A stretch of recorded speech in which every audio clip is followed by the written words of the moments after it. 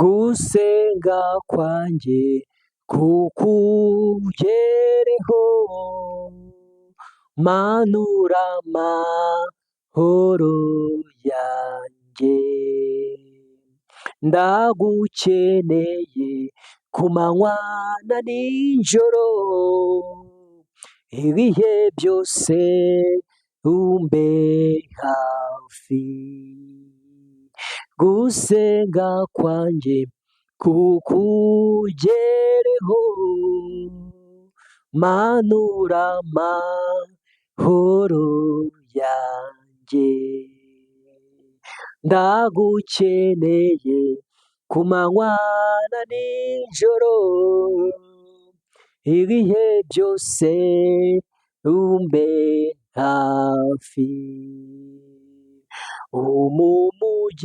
Umugisha wawe kukutanga nta mubabaro ubamo, unkomereza amaboko kuko nshobozwa nawe imbaraga. Umugisha wawe kukutanga nta mubabaro ubamo,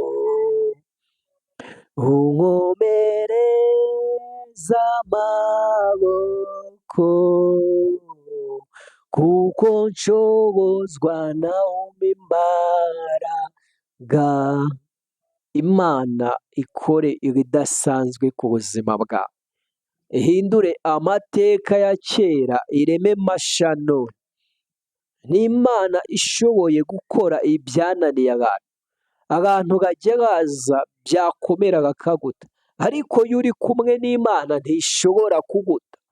Abantu bajya bakora ibikomeye ku buzima bwawe, iminsi mibi yagera bakakubwira ngo birahagije, ariko Imana mu byago, mu gahinda, mu bushomeri, mu gukubitwa, mu bintu bikaze cyane ugumana n'Imana.